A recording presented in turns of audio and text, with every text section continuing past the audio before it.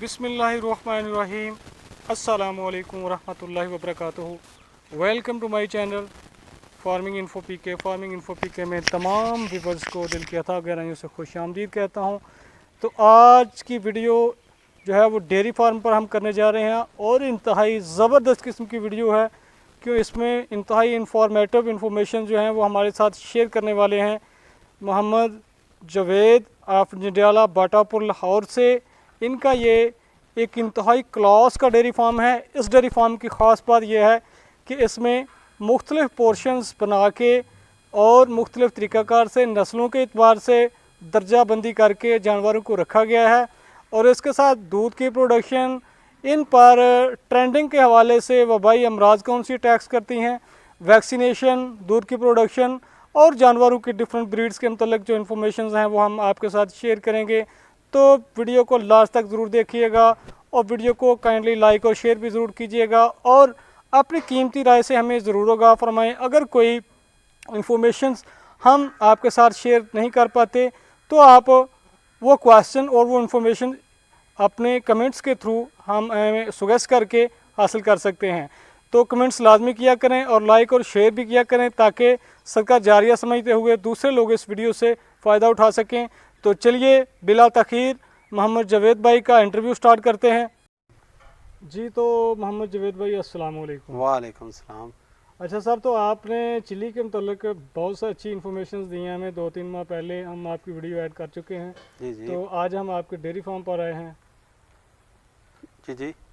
तो सर, आप सबसे पहले ये बताएं कि ये जो डेयरी फार्म का आपने काम शुरू किया है, कितना अर्सा हो गया आपको इस काम में पड़े हुए? इसी सर मुझे तकरीबन 3 साल हो गए इस काम को करते हुए, फार्मिंग को करते हुए, डेयरी फार्मिंग को।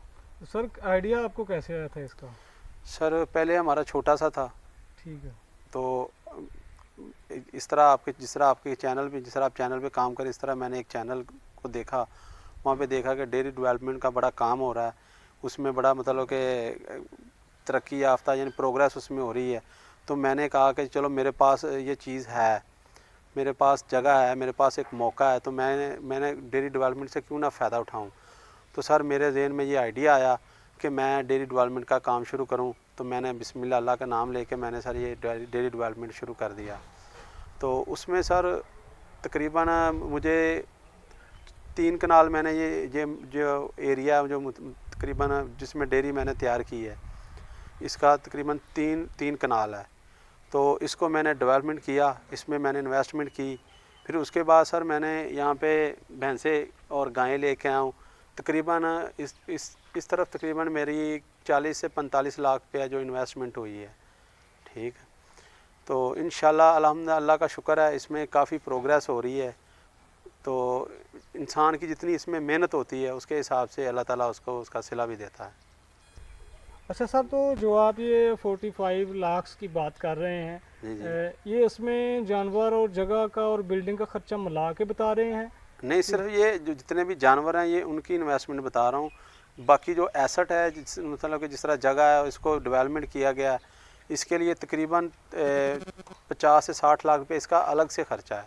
ठीक है, 50 से 60 लाख रुपए जी, इस पे अलग खर्चा है। इस उसमें प्लस आपकी जो जो मतलब कि जगह है, एरिया है, उसके बाद इसमें जितनी डेवलपमेंट हुई है उसके बमा उसका ये खर्चा भी है। नहीं, मेरे को तैर नहीं है।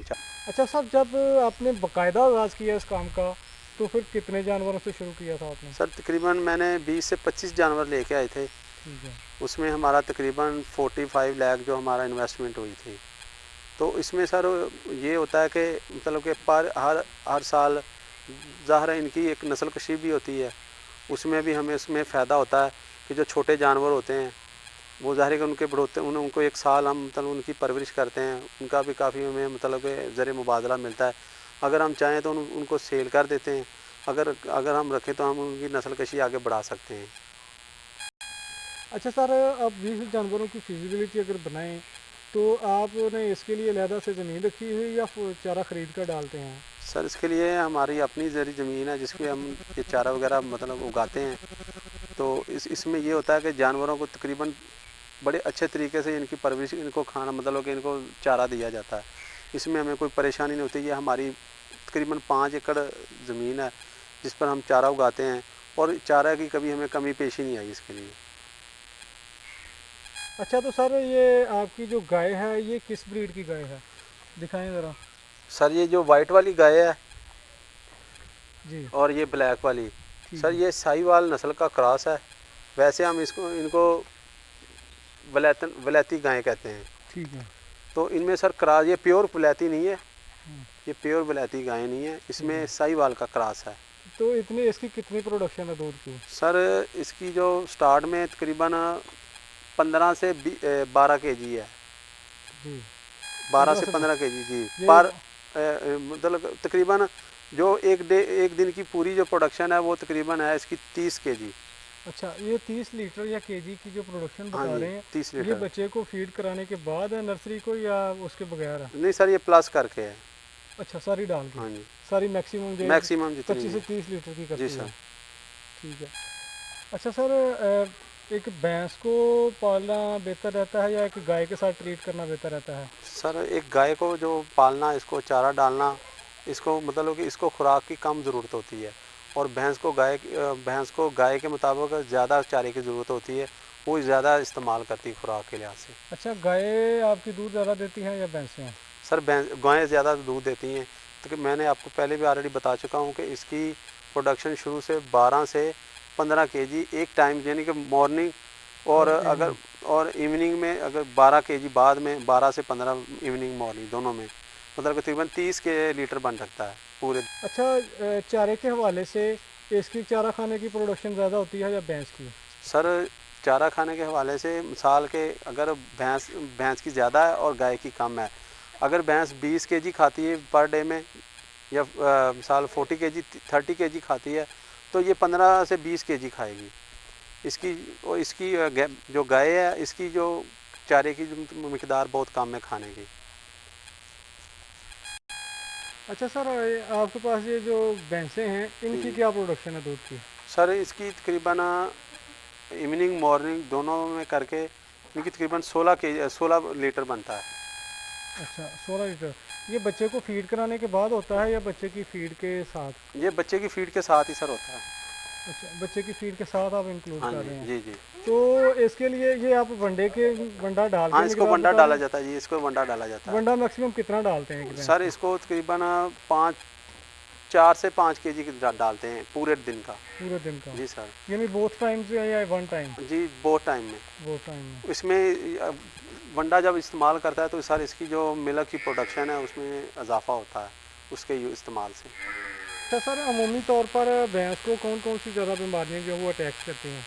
सर इसमें एक तो मुंह फर है, दूसरा गलघोटू है, और इसके बाद सर जो इसके थन है ना, उनमें भी मसला आ जाता है कि उनमें इसमें साड़ पैदा हो जाता है, जिसकी वजह से इसके जो थन का वो साइज़ कम हो जाता है और उसमें दूध नहीं निकलता उसमें। अच्छा, यानी सबसे बड़ा मसला जो वो यही आप बता रहे हैं। जी ठीक है। तो इसकी सूरत में क्या करते हैं, कोई डॉक्टर से रिव्यू करते हैं या कोई टोटका भी है जी आपके सर, पास? इसके लिए हम वैक्सीन वगैरह भी इस्तेमाल करते हैं, वैक्सीन दी जाती है। अगर जो हमसे कंट्रोल ना हो तो फिर जो वेटनरी डॉक्टर साहब हैं, हम उनसे रब्ता करते हैं, वो फिर हमारी इधर डेयरी में आके इनका ट्रीटमेंट करते हैं। अच्छा सर, जो बड़ी एक प्रॉब्लम हमारे फार्मर्स को आ रही है वो ये है कि जानवर अगर हीट अप ना हो, उस सूरत में आप अपने एक्सपीरियंस के मुताबिक कुछ बताएं। सर उसमें 3-4 मसाले हैं, उनको डाला जाता है, जी। जैसा कि मतलब कि इसमें प्याज होता है, जो हीट अप चीज़ें होती हैं, उनका एक मिक्सचर बना के तकरीबन आधा पाव से पहिए तक पर डे में इस्तेमाल करवाते हैं, ताकि इसके अंदर जिस्म के अंदर हीट पैदा हो, और इसके हीट पैदा होगी तो जिससे इसकी ब्रीड में इजाफा होगा। अच्छा, तो सर इनके लिए ब्रीडर बेहतर रहता है कि या सींग वगैरह इनकी ब्रीड के लिए बेहतर रहता है? सर इनके लिए ब्रीडर बेहतर रहता है, क्योंकि सिंग अगर करने से बाज़ का तो इनके अंदर इन्फेक्शन भी हो जाता है, बाज़ का तो उससे शायद में भी हो सकता है इसकी ब्रीड ना हो, इसका भी खदशा होता है। तो इसलिए सर बेहतर जो है ना इनके लिए दूसरा यही है, ब्रीडर ही सही है। अच्छा सर, जवेद साहब ये बताएं कि इतने जानवरों के लिए, 20 जानवरों के लिए कितने बंदे जो हैं वो इसको कंट्रोल कर लेते हैं? सर इस बिज़नेस को कंट्रोल करने के लिए वैसे जो इनकी जो देखभाल के लिए तकरीबन 3 आदमी चाहिए, ठीक है। क्योंकि उन्होंने बाहर से चारा भी लेके आना होता है, इनको फिर एक जगह से दूसरी जगह मुंतकिल करना होता है, पानी इसको चारा डालना होता है, उसको बनाना होता है, वंडा तैयार करना होता है। इसके लिए सुबह शाम के लिए 3 बंदे इनके लिए बहुत ज़रूरी है इसके लिए। अच्छा सर, बंडा आप अपना खुद से प्रीपेयर करते हैं या प्रीपेड बंडा यूज़ करते हैं? सर हम मार्केट से प्रीपेड वंडा लेते हैं। ठीक है। पहले ये था कि वो ना उसके लिए मशीनरी मतलब कि इसके लिए एक्सपेंसिव ज़्यादा पड़ जाता है, क्योंकि उसके लिए प्रोडक्शन भी ज़्यादा हो तो फिर उससे फ़ायदा होता है, इसलिए हम मार्केट से ले लेते हैं। अच्छा, मैं देख रहा हूँ कि आपने मुख्तलिफ पोर्शंस बनाए हुए हैं जानवरों के, हम्म। ये इसका क्या मकसद है? सर इसके लिए हम गाय की मतलब कि अलग रखते हैं इनका, और भैंस को अलग रखते हैं, क्योंकि जो छोटी नर्सरी होती है ना, ये फोर्सफुल होती है भैंस गाय से। इस वजह से इनको सर हम एक एक साइड पे भैंसें रखते हैं, एक साइड पे गाय रखते हैं। अच्छा सर, नेक्स्ट ब्रीड के क्रॉस के लिए सही इन्वायरमेंट और जो मौसम है वो कौन सा बेहतर है इसके लिए? सर इसके लिए दरमियाना मौसम होना चाहिए, ना ज़्यादा गर्मी होती है ना ज़्यादा मतलब कि सर्दी होती है। इसमें जो दरमियाना मौसम है वो बड़ा मौसर रहता है इसमें। जैसा कि आप अक्टूबर से लेके दिसंबर, और इसके बाद है मार्च से लेके अप्रैल तक, ये बहुत अच्छा मौसम होता है इसमें। अच्छा सर, इसकी आप सिर्फ दूध की ही प्रोडक्शन ले रहे हैं कि इसके साथ साथ कोई नर्सरी को ब्रीड तैयार करके भी सेल कर रहे हैं? जी सर, इसके लिए हम नर्सरी का अलग पोर्शन बना देते हैं। उसमें देखते हैं कि तकरीबन 1 से 1.5 साल तक हम उस नर्सरी को उसकी परवरिश करते हैं, और अगर जिसमें इसमें जो नस्ली हैं उसको हम अपनी ब्रीड के लिए रख लेते हैं, और दूसरे जो जानवर होते हैं उसको हम सेल भी कर लेते हैं। ये भी हमारा। अच्छा सर, ये बताएं कि बड़े ट्रेंड आए हैं पाकिस्तान में, कोई कट्टे की फार्मिंग कर रहा है, कोई बच्चे की कर रहा है, कोई गोट्स की कर रहा है, तो आपने ये ट्रेंड, इस ट्रेंड का क्यों इंतखाब किया? सर उसमें ये होता है कि उसकी आपकी लॉन्ग टर्म इन्वेस्टमेंट है, तकरीबन उसके मतलब कि जैसे कट्टा फार्म का आप बात कर रहे हैं, उसके लिए तकरीबन 2.5 से 3 साल लगते हैं उसकी, तब फिर जाके इनकम आती है। तो सर इसका जब जो ही आप स्टार्ट करेंगे आपकी इनकम मतलब कि शुरू हो जाएगी इनकम आनी आपके पास। जी, पहले दिन से पैसे जी आने शुरू पहले हो। दिन से शुरू होगी। अच्छा, तो 20 जानवरों में से दूध की कितनी प्रोडक्शन दे रहे हैं आप, गाय और भैंस की मिला के?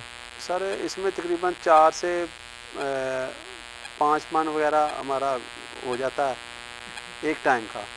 तो सर वो ये इनकी ब्रीड के ऊपर डिपेंड करता है, अगर ये ब्रीड इनकी नहीं हो तो उससे भैंस और गाय दूध ज़्यादा देती हैं। अच्छा सर, इसका दूध दोने के लिए बेहतरीन तरीका क्या है? मशीन बेहतर रहती है कि हाथ से बेहतर रहता है? सर इससे बेहतर तो वैसे तो हाथ ही है, क्योंकि इससे जो दूध की जो मतलब कि मिकदार वो बढ़ती है, ठीक और है। मशीन में बाद का दूध की जो मतलब कि रह जाती है मिकदार, इस वजह से हाथ से ही करते हैं। उसके लिए सर ये मशीन से बाद का उसको इन्फेक्शन, इसके थनों को इन्फेक्शन होने का भी खदशा होता है। अच्छा, तो ये बताएंगे कि इनके लिए बेहतरीन चारा कौन सा है जो इस मौसमी लिहाज से?